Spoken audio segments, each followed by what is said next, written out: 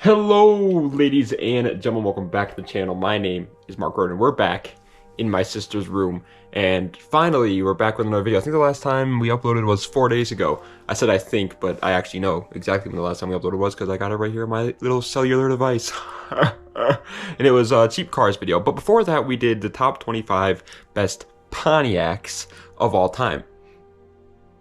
And today we're going to be doing the top 20 best Hyundais of all time. It's Hyundai. I don't know why people pronounce it Hyundai or Hyundai. It's Hyundai. It's Hyundai in the Rodin household. Okay, that's what it is. But yeah, we're trying to rank like the top 20 best cars of each car brand. We did it with a lot of them at this point, but we're trying to get the ones that are less famous, less known, less popular out of the way, because I want to do all car brands. So that's why we did Pontiac last, and today we're doing Hyundai. Just like in the Pontiac video, though, I do want to make it very, very clear that I don't know much about Hyundai. I do not pride myself on my Hyundai knowledge. So some of these cars, I'm going to be totally honest with you, I'm just going to probably talk about it for 20 seconds and be like, yeah, it looks cool, or it doesn't look cool, or whatever, and then move on, because a lot of them I don't know much about. I mean, can you blame me, dude? I'm not a Hyundai boy, okay? Who even is a Hyundai boy? Find me a Hyundai boy, I'd find you a liar. Without further ado, let's get right into it with number 20. Alright, so number 20 is going to the Hyundai Sonata 3rd generation. And I want to really quickly make it very clear that, I know you're probably like, well, normally they're 25, like top 25s. Dude, I don't even think Hyundai has 25 models, okay? So I'm sorry, but we're only going to be going with 20. That was an exaggeration. There was 25 models at least, but most of them are very boring, so I don't think anybody's going to get too upset about that one. But yeah, so either way, 20th place is the Hyundai Sonata 3rd generation. It is...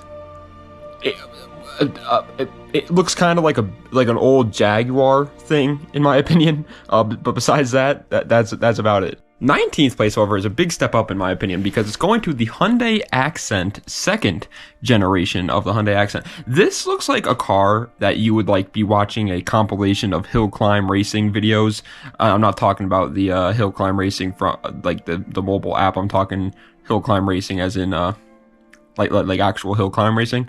And you would be like watching one of those videos and see this driving around, like flying about in rally races, and you know that that's only possible in Europe, but it's still really cool. That's what that's what this kind of looks like, and I respect it. Coming in at 17th position is another relatively modern one, but one that I think is slightly better. The Hyundai Sonata 6th generation. The Sonata, in my opinion, is always been slightly cooler than the Elantras. They just are larger, and I do, while I love small cars, you know, I'm a big small car boy. These, when it comes to like those style small cars, like economy cars, I'm not the biggest fan. The Sonata, in my opinion, is kind of just like a larger looking Elantra, and so in my opinion, it looks slightly better. 16th position, however, is one of the more popular ones for sure. The Hyundai Tiburon GT 1st generation. Now, I said first gen in particular because there is 2 generations of the Tiburon. The first gen looks really, really weird, and that's kind of the reason why it's down so low. It is finally like sporty, you know, compared to the rest of the cars that we've talked about so far. It's really unreliable though, and not good at making any power or anything like that. And like I said, it doesn't look that great, and it is front wheel drive, and it doesn't have that much power. It's not a great sports car, but it at least looks sporty. 15th position, however, is going to go to another Hyundai Accent, this time the 4th generation of the Hyundai Accent. Listen, if you're a small car enthusiast, okay, if you like the BMW Isetta and the freaking PLP 50, then this is for you. These cars are tiny. Personally, I would never in a million years even think about owning this car, but hey, teach their own. Okay, hear me out. 14th position is going to interesting one. The Hyundai Santa Fe 2019. It's an SUV. It's a mom SUV. Look at the video in the background and tell me that this car is not kind of cool, actually. Like you kind of want this now, don't you? You're not like, you know, saying that out loud. Like, you're not going to tell your girlfriend, like, this is the next car I want to buy. No, you're obviously not going to do that. But in the back of your mind, you're like, you know what? I wouldn't hate being seen in that thing. 13th position, I'm only putting here because I believe other people might agree with it, but I necessarily don't agree with it. But it's the Hyundai Ioniq 6. Listen, I'm not a big EV gentleman. I'm just not an EV fan. I'm not an EV fella. All right. I am an ICE, terrorist. No, that's not a good word to use at all, because I like ICE cars. I wouldn't want to blow them up. I'm an EV terrorist, as a matter of fact. But either way, what I'm trying to say is, I'm not a big EV guy, right? But the Ioniq 6 is a unique looking vehicle. Is it a good looking vehicle? I'll leave that up to you. I personally don't think it is, but it's unique. 12th place, and I'm only putting it here for a certain reason, but it's the Hyundai Sonata 4th generation. This is the last of like the very, very obviously just like daily driver cars. So trust me, from here on out, all the cars will be at least somewhat cool. But this one is my favorite of the daily driver Sonatas because it's the first car any of my friends ever owned. And so we've spent so much time. You all know that feeling when you're in high school, dude, and your friend, the first friend of your friend group gets a car and everybody drives around with him all the time. He's like a freaking chauffeur at that point. This was the car that he had. And so I have a lot of time in it. And it's actually, iconic. I remember this is the first car I drove ever, like pretty much. Maybe like practicing with my mom here and there in her Tahoe before this, but honestly I don't even know, because I drove this thing when I was 15 and he was too drunk to drive it. I didn't even have a permit at the time. 11th place is going to one that I don't know if it's actually true or not, or if it actually exists or not. Hyundai has this tendency nowadays to just completely tell a straight up fabrication of a story and be like, yeah, we're releasing it. It's called the Hyundai Grandeur Heritage. It's supposed to look like a retro 90s style car, but with modern features and stuff like that, and that's an incredibly good idea. I think that would sell like hotcakes, to be honest. And it is exactly that. It's a 90s retro looking car, but with a lot of modern features, and it looks freaking cool. It looks like something you see out of like Cyberpunk or whatever, but I didn't want to put it any higher because, like I said, does this thing even exist, or is it a tall tale? Is this like a unicorn? I don't know. But 10th place, however, is, I guess I said earlier that's like the Sonata was the last of like the daily driver cars. I guess you can classify this as a daily driver car, but it's the Hyundai Elantra N. The N line is really starting to weigh in on me, man. I'm starting to post pinup pictures of the N cars on my wall and touch them every morning for good luck, because they're starting to do pretty good. The Elantra N I do think is probably the weakest of the bunch, though. It is just, at the end of the day, it's just an Elantra with some sporty parts to it. I think it's kind of like the Camry TRD thing, where it's like, is it actually sportier, or does it just look kind of sportier? 9th place, however, is a big shift from the last car, the Hyundai Genesis 5.0.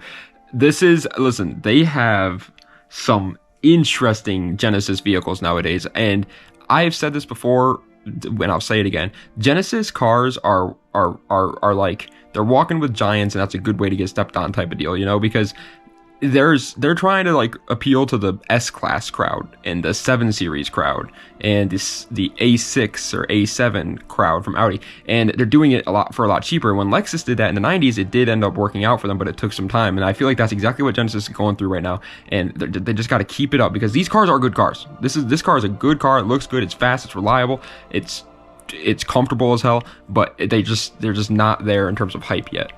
Coming in at 8th place is the 2nd generation of the Hyundai Tiburon GT. Same unreliability as the 1st gen, same depressing amount of horsepower as the 1st gen, and same pretty much zero potential whatsoever in terms of tuning power as the 1st gen, but the looks are miles better. Like, this car actually does look cool. Like, I like the looks of the 2nd gen Tiburon by a long shot over the 1st gen. Like, I wouldn't even consider buying a 1st gen Tiburon when you look at the 2nd gen. It's just so much better looking, so that's why I put it so much higher. And at the end of the day, it is a 2-door Hyundai sports car, so I think most people that are on this channel would much rather own this than something like a Sonata.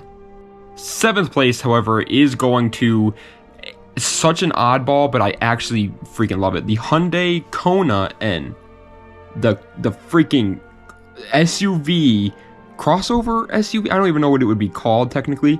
I guess I would personally call it a crossover. I don't know. What would you call this? I don't necessarily know, but it's a cool car at the end of the day is what I'm trying to get at. The Hyundai Kona, again, like I said, it's just kind of like a crossover SUV, so obviously it's not going to be for everyone. I wouldn't spend my money on this, that's for sure, but it's cool to see it being made. Okay, and coming in at number 6 spot is another one of these instances where it's a kind of weird crossover SUV thing that most people probably won't like, but it's kind of cool in the same sense. The Hyundai Ioniq 5N. Long name, it's electric, so that's obviously something, and it's kind of a crossover, but this one's even less of a crossover than the Kona, in my opinion. This one looks even more like a hatchback, but also not like a hatchback. Hyundai, figure out the size of your cars. Like, are you trying to make crossover SUVs here, or are you trying to make hatchbacks? We need to know, because what am I supposed to call this? What am I supposed to call a Hyundai Ioniq 5? I don't get it. But obviously the performance is really, really impressive, honestly, for a car of its size. I'm not even going to try and say crossover anymore because I don't know what it is. And so that's why it got so high. Would I ever consider buying it? No, it's electric. Any electric car I would never consider buying. But it is, you know, somebody out there might like it. Breaking its way into the top 5, coming to his radio station near you, WMBG, is the Hyundai Genesis G80. And I'm not talking G80 M3. I really wish this was a G80 M3. No, it's not a G80 M3. It's a Hyundai. It's another one of their Genesis line cars. The Genesis cars, we talked about them before with the Genesis 5.0, but they're kind of like their answer to the big boy luxury brands, and they're still, like I said before, walking with giants, and it's a good way to get stepped on. It is in my opinion, a big step up from the Genesis 5.0, though. I think the G80s, G70s, they're starting to be more and more cool and even better than before, and they already kind of started off with a good one with the Genesis 5.0. So like I said, obviously this car, in my opinion, is not super great, but I think that you just got to give Genesis some time, and I think this is going to be a household name pretty soon. But 4th place, and we're finally, these are like the top 4 are the only 4 Hyundais that I like actually want. Like, these are the cars that I'm like actually interested in, because 4th place is the Hyundai i30N.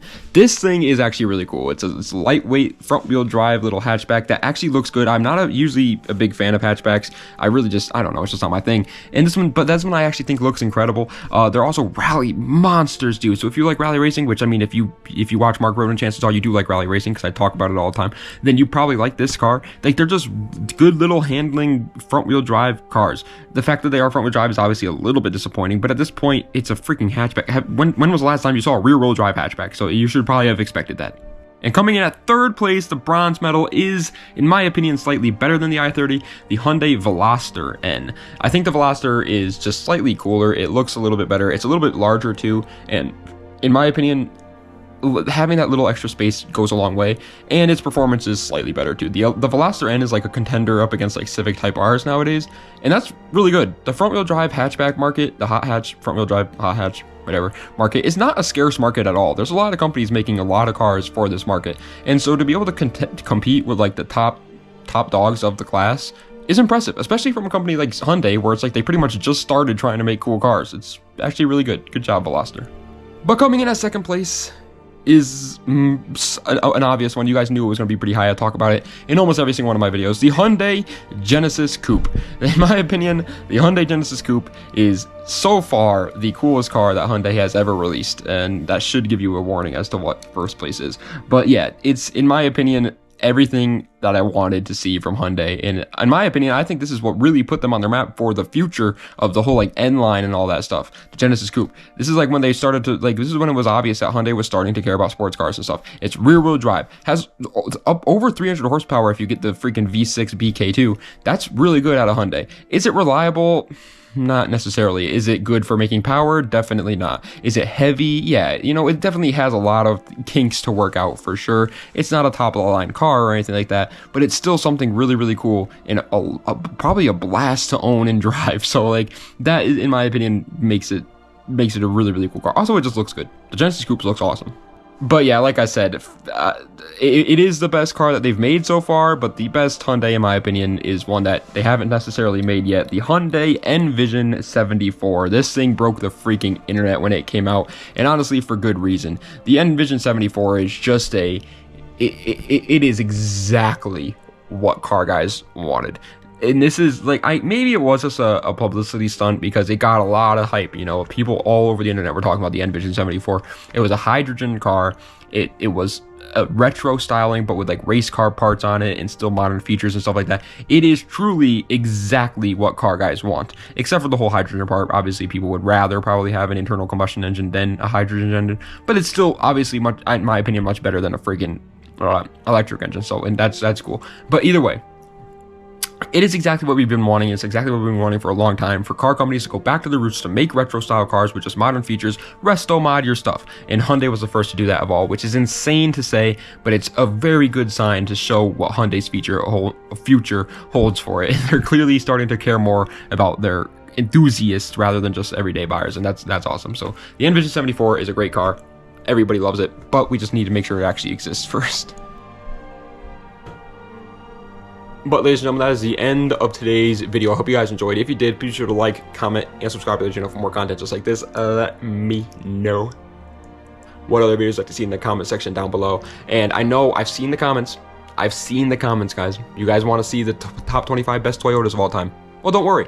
It's coming next. I just wanted to get some of the more boring ones out of the way, because the thing is, I want to do this with every brand. But if I do it with all the big cool brands right out of the get-go, then we'll have like a couple months of boring car brands, you know, that like nobody really wants to see, like Hyundai and Pontiac, like so I just wanted to get some of those out of the way before we get right into doing all the big cool brands, and then just leaving all the lesser brands to the bricks. So yes, Toyota will be coming next. I'm doing Toyota and Lexus in one video because I was gonna do them separately, but then I realized there's not really 25 Lexuses that I really love, and there's only about like 10 or so that I'm like, you know, that actually deserves a mention. So instead, what we're doing with the Toyota one is we're gonna be doing the top 35 best Toyota and Lexuses, and we're just gonna mix them up together and just throw them into one video. But yes, that's a big one. Everybody's been wanting to see it, and so it's coming.